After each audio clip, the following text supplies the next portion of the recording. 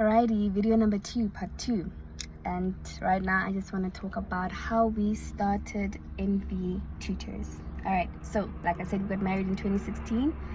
I had that aunt, or my uncle's wife, who needed assistance, and I couldn't really assist her. So 2016 we decided with my husband, we're gonna formalize this thing, right?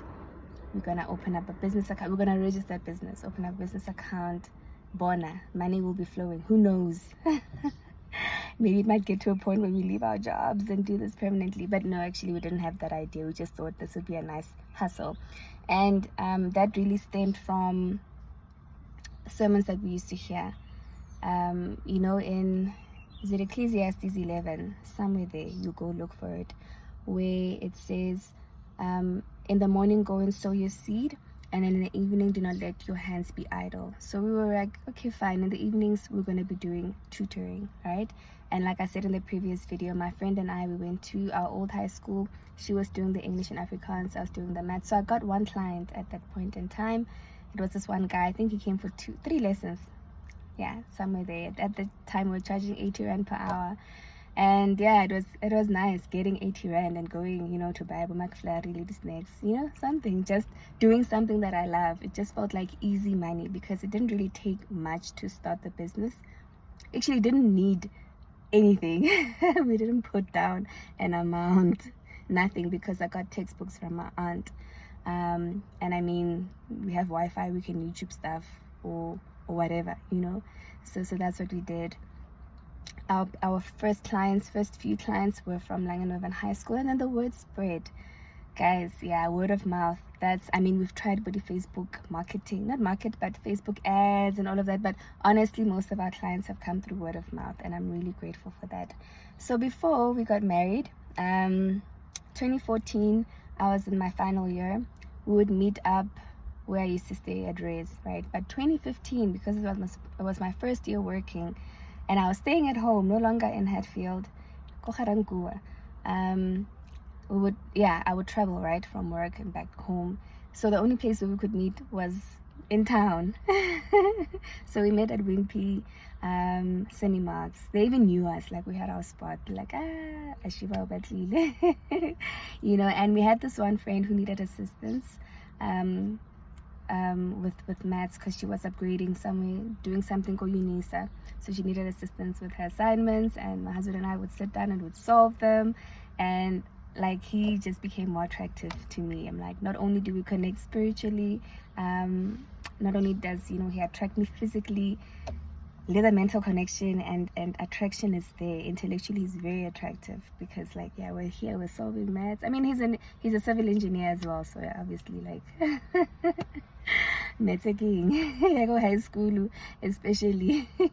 So I would sit there. Some of our dates would be there solving problems, and I have to say, like, I could picture a future with this person. Like, you're actually interested in the things I'm interested in, and not only that, but you're showing me how we can actually expand this, like the vision behind it. I love vision, guys. Like, if we're together and we're doing something, I want to know, what is the end goal, what are we working towards here, so that I know how much effort to put in. If you're gonna come in and say, let's try this, okay, what are we trying, what are we doing it for, what is the end goal, so that I know during the tough times, I know I have something that can motivate me to work at it. I don't just want to do things for the heck of it. Like, we're just doing things for doing things. Why? So while we were busy there, 2015, solving problems of our friends' assignment, I was like, yeah, actually I see a future here. I really, really do.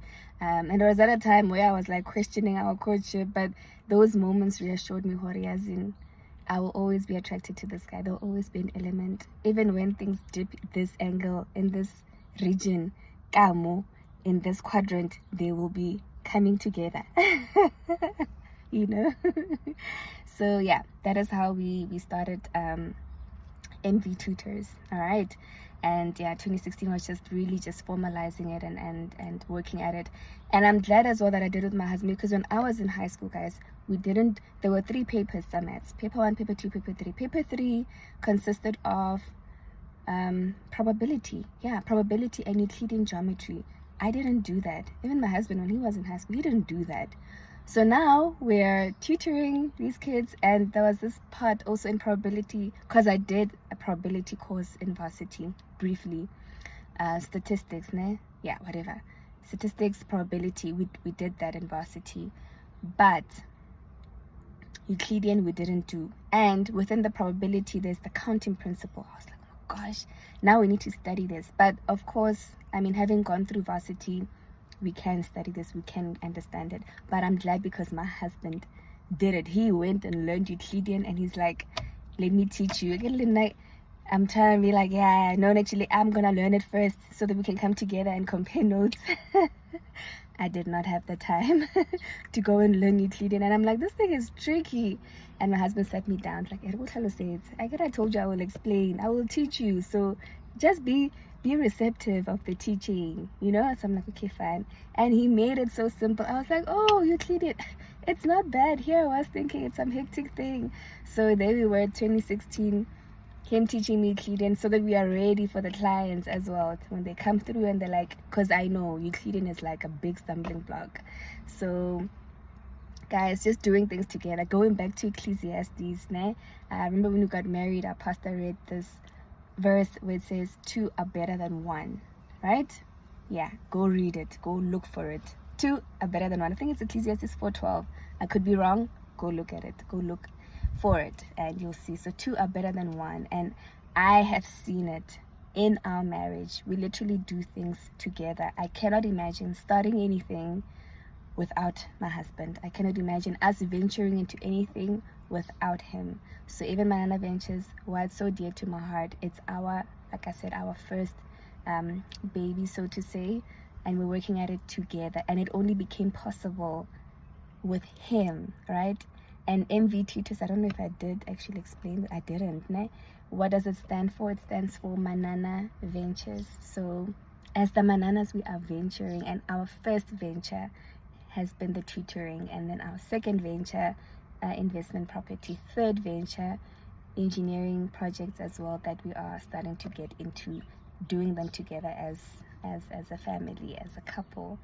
So yeah, so that is how MV, Manana Ventures Tutoring. We couldn't say Manana Ventures Tutoring. It's like, let's just cut it down. It's MV Tutoring.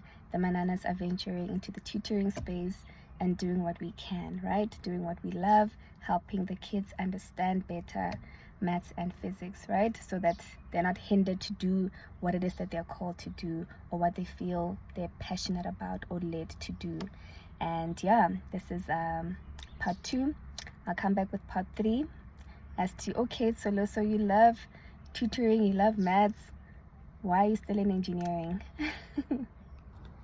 Alright, so I can't really go forward to part 3 until I read these verses that I spoke about in part 2. Okay, the first one has to do with, we were working, or still are, and we're doing tutoring after hours.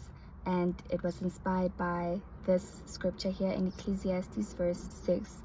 It says, sow your seed in the morning, and do not be idle with your hands in the evening, for you do not know whether morning or evening planting will succeed, whether this or that, or whether both alike will be good.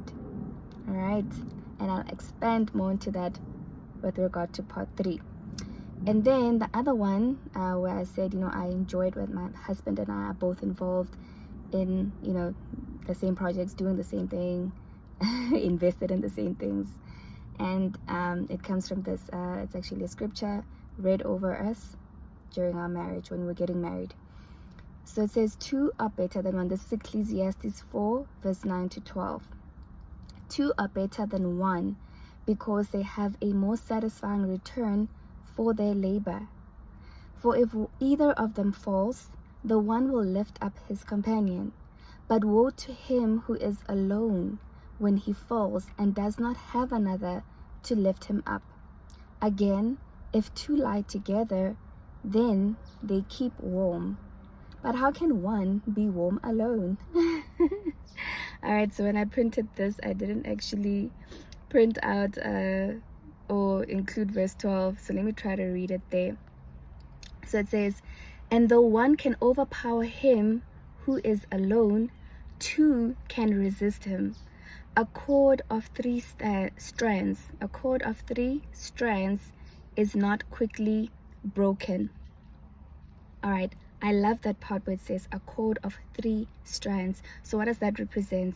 It represents my husband and I, the two, and the third strand is God. So whatever we try to do as a couple, it will not stand. It will not be mightified, if there's a word. I'm thinking of the ton of word. It will not be mighty if it's not the Lord being within it. So if he's not in it, then nothing that we do really will succeed. So yeah, those were the 2 scriptures that are aligning with part 2, and then we'll see you later for part 3.